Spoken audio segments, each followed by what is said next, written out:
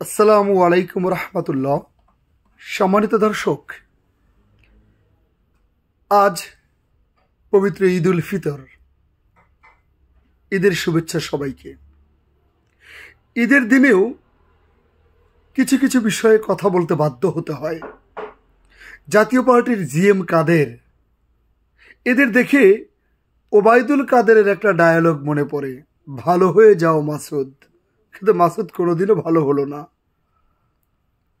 জাতীয় পার্টির জিএম কাদের আজকে ঈদের দিন, এই দিনেও তার মন্তব্য অন্তর্বর্তীকালীন সরকার নাকি দেশটাকে অধপতনের দিকে নিয়ে যাচ্ছে। ঈদের দিনেও ভালো কাজের স্বীকৃতি দেবার মেন্টালিটি এদের তৈরি হয়নি, যেখানে গোটা বাংলাদেশ দেখতে পাচ্ছে যে ডক্টর ইউনূস তিনি বাংলাদেশকে অগ্রযাত্রার দিকে জয় জয়কার করে ফেলছে। আলহামদুলিল্লাহ। যেখানে বাংলাদেশের মানুষ, গোটা জাতি বিশ্বাস করছে ডক্টর ইউনূস 5 বছর ক্ষমতায় যদি থাকতে পারে তাহলে এদেশ মালয়েশিয়ার কাতারে যাওয়ার জন্য অনেক অনেক ধাপ এগিয়ে যেতে পারে ইনশাআল্লাহ। সেখানে এই ভালোটা চোখে না পেরে স্বৈরাচারের দোসর, ফ্যাসিবাদের দোসর, ফ্যাসিবাদের সহযোগী, ফ্যাসিজমের মনোমানসিকতার মানুষ এই জাতীয় পার্টির জিএম কাদের অন্তর্বর্তীকালীন সরকারের অধপতিত অবস্থার কথা বলে সে দ্রুত তাকে সরে যাবার ব্যাপারে কথা বলে। এখনো এই দুঃসাহস পায় কি করে? এখনো একটু খেয়াল করে দেখুন তো, তার বক্তব্যে সে পরিষ্কার বারবার একটা কথা বলে যাচ্ছে যে দেশের বেশিরভাগ মানুষকে নির্বাচনের বাইরে রেখে নির্বাচন গ্রহণযোগ্য হবে না। তার মানে তিনি আওয়ামী লীগ এবং জাতীয় পার্টির কথা মেনশন করেন। তাহলে জিএম কাদের আপনার কোথায় ছিল 2014, 18 বা তার পরবর্তী নির্বাচনগুলোতে? বেলজ্জার মতো, নির্লজ্জার মতো রাতের ভোটের সহযোগিতা হলেন, ডামি ভোটের সহযোগিতা হলেন। তখন তো বলতে পারলেন না যে বিএনপি জামাতের মতো বিশাল অংশকে বাইরে রেখে নির্বাচন গ্রহণযোগ্য হবে না।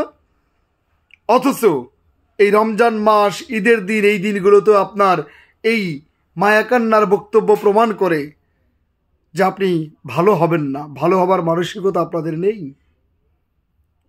আপনি আজকে ডক্টর ইউনূসের কোন কার্যের বিনিময়ে আপনি অধপতন দেখছেন? তো 2013 সনের 5ই মে শাপলা চত্বরে 2 ঘন্টায় 2.5 লক্ষ বুলেট ছুড়ল হাফেজে কোরআনদের বুকে, মুফতি মুহাদ্দিসদের বুকে। তখন আপনার মুখে এত বড় বড় বুলি কোথায় ছিল?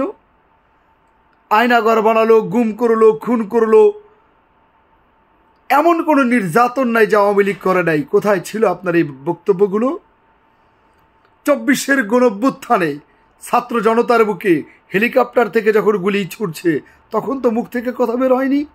তাহলে চোখের সামনে গুম, খুন, হত্যা দেখে কথা বের হয় না, আর ভালো কাজ দেখলে তার বিরুদ্ধে চারণ করা, এটা প্রমাণ করে অবশ্যই জাতীয় পার্টির রাজনীতি নিষিদ্ধ করে দেওয়া উচিত। এদের কোনোভাবেই নির্বাচনে আসার সুযোগ দেওয়া উচিত নয়। এরা এদেশের জন্য ক্ষতিকর এবং এদের হাতে এদেশ অনিরাপদ এবং অনিরাপদ। আর জাতীয় পার্টির এই জিএম কাদের 15টা বছর স্বৈরাচারের সহযোগী থাকলো, 3টি দেশে তার অর্থ পাচারের তথ্য পেল দুদক। এত এত এত কিছুর পরেও 5ই আগস্টের পরে লোকটা মুখে লাগাম না টেনে সে আওয়ামী লীগকে কীভাবে পুনর্বাসন করা যায়, নিজেরা কিভাবে নির্বাচন করতে পারবে, এটার জন্য ডক্টর ইউনূসকে মাইনাস করার জন্য জান প্রাণ দিয়ে উঠে পড়ে লেগেছে। দেশের মঙ্গল এই লোকগুলো কখনোই চায় না, বিধায় তাদের নিষিদ্ধ দাবি করছি এবং জিএম কাদেরের গ্রেফতার দাবি করছি, সুষ্ঠু তদন্তের মাধ্যমে বিচার দাবি করছি। আসসালামু আলাইকুম রহমতুল্লাহ।